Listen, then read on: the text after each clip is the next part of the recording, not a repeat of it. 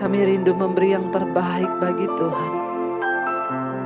Selagi kami hidup Tuhan, ajar kami mempersembahkan yang berharga, yang mulia, yang terbaik dari diri kami. Karena sesungguhnya kami tidak akan pernah bisa membalas kasih Tuhan. Pagi hari ini kami rindu mendengarkan firman-Mu. Tuntun kami lewat kebenaran firman-Mu.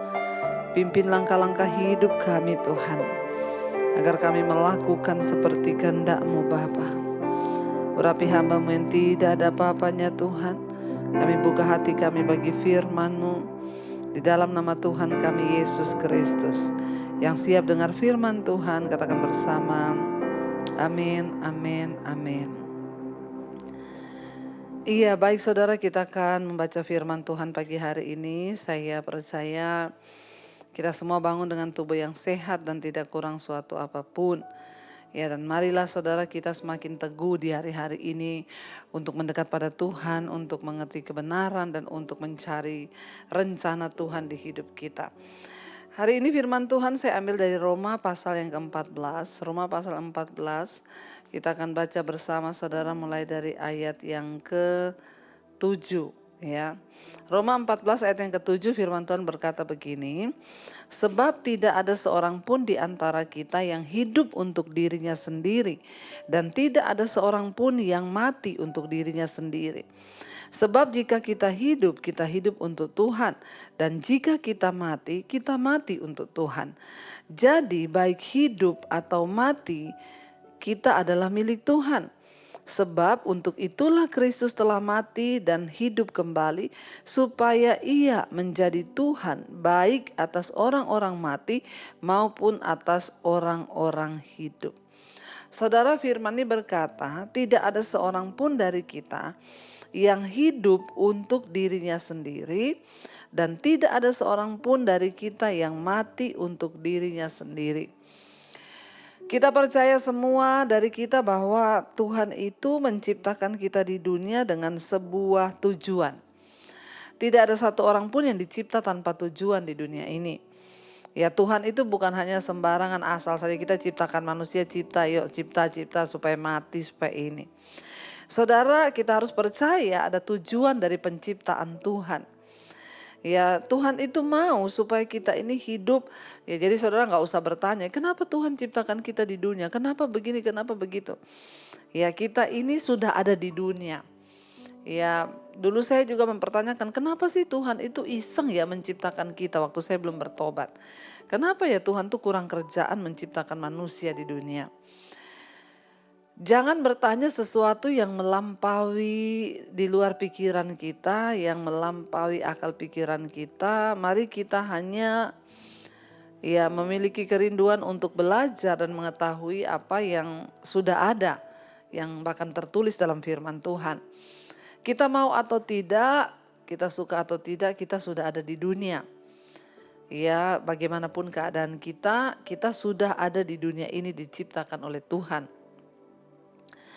Dan saudara, firman ini berkata, jadi tidak ada seorang pun dari kita yang hidup bagi dirinya sendiri, dan tidak ada seorang pun dari kita yang mati bagi dirinya sendiri. Ya, artinya apa saudara? Kalau kita hidup, ya hari ini kita ada, kita hidup, ya bukan semata-mata untuk diri kita loh. Ya, kita pun mati itu bukan semata-mata untuk diri kita. Artinya ada satu kuasa yang mengendalikan hidup kita. Ada satu kuasa yang pegang kendali, ada satu kuasa yang mengatur kita. Makanya saya selalu berkata, nggak ada seorang pun yang bisa melarikan diri dari namanya takdir kematian. Ya, takdir itu adalah sesuatu garisan Tuhan yang nggak bisa dirubah. Takdir itu lahir, mati itu takdir, nggak bisa dirubah. Kecuali Tuhan yang mengubahnya. Makanya walaupun dokter berkata dia harus mati tinggal 3 bulan lagi, tinggal 6 bulan lagi. Kalau Tuhan berkata belum waktunya, ya belum waktunya, separah apapun sakitnya. Karena ya hidup ini ada yang mengatur. Ya, entah hidup kita atau mati kita tuh ada yang mengatur. Gak ada seorang pun yang bisa berkata, ya saya hidup karena saya mati karena saya. Bukan karena diri kita sendiri. Lalu ayat yang ke-8 berkata, sebab jika kita hidup untuk Tuhan. Dan jika kita mati, kita pun mati untuk Tuhan. Jadi baik hidup dan mati kita, ya semuanya itu adalah milik Tuhan dikatakan di sana. Ya, baik hidup atau mati kita adalah milik Tuhan. Ya, jadi kalau kita hidup, kita harus hidup untuk Tuhan, kita mati pun kita mati untuk Tuhan. Jadi benar yang Rasul Paulus bilang, ya, kalau aku hidup itu artinya bagiku bekerja memberi buah bagi Kristus. Kalau aku mati dalam Kristus itu pun sebuah keuntungan. Dikatakan di sana, jika kita hidup, kita harus hidup untuk Tuhan. Saudara, hari ini kita hidup untuk apa?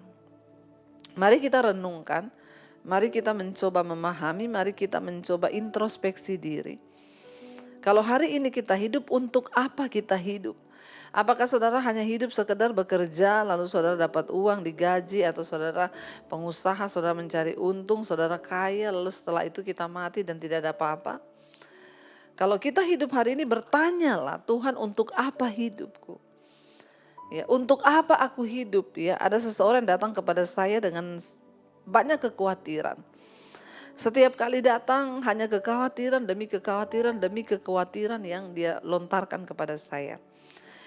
Padahal dia itu nggak miskin, usahanya bagus, ya rumah tangganya bagus, tapi dia penuh dengan kekhawatiran. Lalu satu kali saya berkata kepada dia, saudara, saya bilang, Bu, kayaknya ibu harus bertanya kepada Tuhan, Tuhan, untuk apa saya hidup? Apa rencanamu atas hidupku? Ya, ibu harus bertanya seperti itu supaya ibu itu ya mulai memikirkan tentang rencana Tuhan dan bukan hanya mikirin dirimu sendiri. Karena kalau kita hidup hanya pikirin diri kita sendiri, maka yang ada itu ya khawatir, ya takut, ya cemas. Karena kita hidup untuk diri kita. Kita hidup bagi kesenangan-kesenangan kita hidup bagi keinginan-keinginan kita, yang ada itu khawatir. Apalagi kalau kita membandingkan keadaan kita dengan orang lain. Dia sudah punya ini, saya kok enggak, dia sudah begini, saya kok tidak. Nah, itu sangat berbahaya. Tapi hari ini mari temukan apa rencana Tuhan atas hidupmu. Katakan, Tuhan, aku hidup bukan hanya untuk diriku sendiri, tapi aku hidup untuk kepentingan Tuhan. Karena itu tuntun aku bahwa aku untuk belajar mengerti apa yang Tuhan mau di dalam hidupku. Karena aku hidup bukan untuk diriku, tetapi aku hidup untuk Tuhan. Temukan, saudara, panggilan Tuhan atas hidup kita. Temukan rencana Tuhan atas hidup kita supaya kita ini berbahagia dalam hidup ini. Karena kalau tidak, maka kita akan sengsara, bahkan akan menjadi orang yang picik, khawatir, menyalahkan Tuhan, menyalahkan keadaan, menyalahkan orang lain. Tapi kalau kita belajar bersyukur, kita belajar untuk mengerti rencana Tuhan dalam hidup kita, maka kita akan mulai ya merendahkan hati di hadapan Tuhan dan berkata, Tuhan, aku ini hidup bukan untuk diriku, tapi hidup matiku adalah milik Tuhan. Ingat, entah kita hidup atau kita mati, kita ini adalah milik Tuhan dikatakan. Jadi tidak ada seorang pun yang mati untuk dirinya, yang hidup bagi dirinya, tapi entah hidup dan mati kita adalah milik Tuhan. Ayat yang berikutnya, ayat yang ke-9 dikatakan di sana, saudara. Kalau kita lihat ya apa kata firman Tuhan ya. Sebab ya untuk itulah Kristus telah mati dan hidup kembali. Supaya ia menjadi Tuhan baik atas orang-orang mati maupun atas orang-orang hidup. Ya, untuk itulah Yesus telah mati dan hidup kembali, supaya dia menjadi Tuhan atas orang-orang mati dan atas orang-orang yang hidup, saudara. Ya, itu kata firman Tuhan. Jadi Tuhan itu mati dan bangkit itu bukan tanpa tujuan. Dia hidup, dia mati, dia bangkit supaya ya kita yang hidup, kita ini hidup bagi Tuhan, kita mati pun kita mati bagi Tuhan. Ya, dan bukan hanya sekedar Tuhan itu mati dan bangkit tidak ada tujuannya, tapi kita harus mengerti sekarang bahwa ya Yesus mati, dia mati supaya dia menjadi Tuhan bagi orang-orang mati, dan dia bangkit kembali, dia hidup dan dia akan menjadi Tuhan bagi orang-orang yang hidup. Jadi sebenarnya kita yang ada dalam Kristus, kita nggak perlu takut lagi, sebab entah kita hidup ataupun kita mati, kita ini adalah milik Tuhan. Jadi hari ini kita nggak perlu takut, kita nggak perlu khawatir saudara. Ya karena kita percaya bahwa kita hidup untuk Tuhan. Kita mati pun kita mati untuk Tuhan. Kenapa? Karena Dia Tuhan atas orang hidup dan orang mati. Tapi hari ini kita belajar, firman Tuhan bilang mari kita mulai bertanya, Tuhan aku ini harus hidup untuk Tuhan. Karena itu apa yang harus aku lakukan? Karena itu apa yang harus aku perbuat? Supaya hidupku ini benar-benar hidup untuk Tuhan. Supaya satu saat nanti ketika aku dipanggil oleh Tuhan, menghadap kepada Tuhan, aku ini bisa mempertanggungjawabkan hidupku. Aku dapat berkata bahwa aku sudah hidup bagi Tuhan. Jangan sampai di waktu-waktu yang singkat di hidup kita, kita hanya sibuk hidup bagi diri sendiri, kita lupa untuk mempersembahkan hidup, mempersembahkan apa yang kita miliki itu untuk Tuhan. Mari kita mau tundukkan kepala, kita merenungkan hidup kita, supaya kita tahu saudara bahwa ada hal yang besar yang Tuhan mau dari hidup kita, ada sesuatu yang luar biasa yang Tuhan mau bagi kita. Kita akan merenungkan firman ini. Terima kasih Bapa. Kami mau belajar bagaimana kami hidup untuk Tuhan, yaitu dengan mempersembahkan hidup kami. Semua yang berharga, semua yang mulia kami mau beri bagi Tuhan. Kami tidak ingin memberikan Tuhan sesuatu yang sisa, tapi kami rindu memberi yang terbaik. Karena demikianlah kami harus hidup bagi Tuhan. Mari buka hati dan tanganmu saudara, katakan di hadapan Tuhan, ini doa kami Tuhan, ini harapan kami. Katakan bersama pujian ini saudara. Ku berikan semua yang berharga, semua yang mulia, semua yang terbaik dari hidupku, hanyalah bagimu.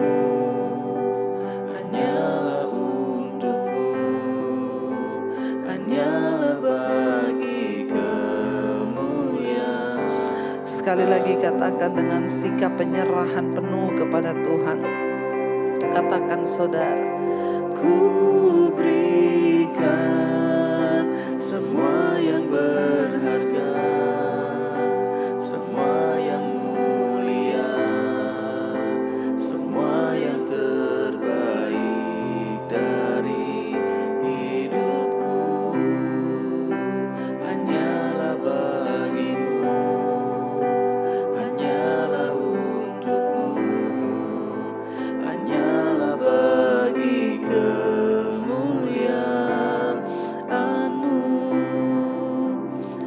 Ajar kami memberi yang terbaik dari hidup kami. Dengan cara itulah kami hidup untuk Tuhan.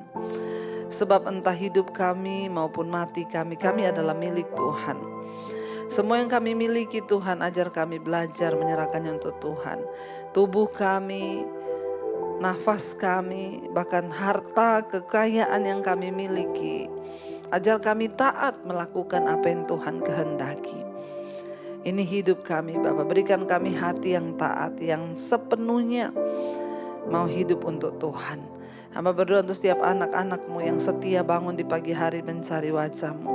Tuhan tidak pernah kecewakan setiap orang yang mencari Engkau. Kami melandasi hidup kami di atas dasar firman Tuhan. Sebelum kami melakukan semua aktivitas kami, yang bekerja, yang sekolah, yang kuliah, Tuhan menjagai, melindungi kami, taruh hidup kami di atas landasan firman Tuhan. Diberkatilah orang yang mengandalkan Tuhan, itu kata firman-Mu. Berkati mereka Tuhan hari ini yang bangun pagi mencari wajah-Mu. Yang sakit Engkau sembuhkan, yang beban berat Engkau beri kelegaan. Hamba berdoa untuk yang berulang tahun hari ini juga Tuhan berikan umur panjang, kesehatan, kekuatan, bahkan hikmat untuk mengerti jalan-jalan-Mu.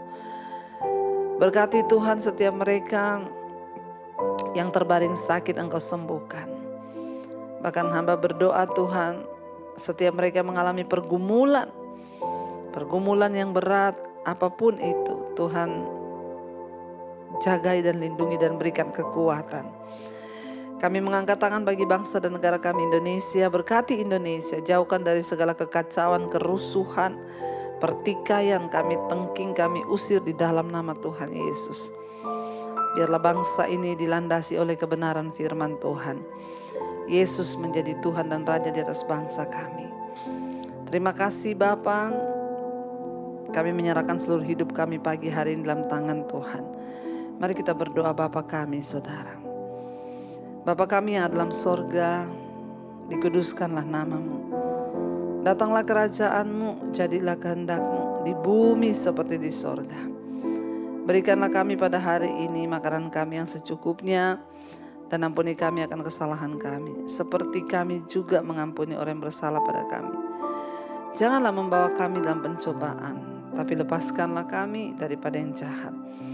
Karena Engkaulah yang punya kerajaan dan kuasa dan kemuliaan sampai selama-lamanya. Mari buka hati dan tanganmu, terimalah kiranya berkat dari Allah Bapa, cinta kasih dari Tuhan Yesus Kristus, penyertaan Allah Roh Kudus menyertai hidupmu mulai hari ini bahkan sampai kali yang kedua. Tuhan Yesus datang menjemput kita, nama kita tercatat dalam kitab kehidupan. Dalam nama Tuhan Yesus yang percaya diberkati Tuhan, katakan bersama amin, amin, amin. Shalom, selamat pagi dan Immanuel saudara.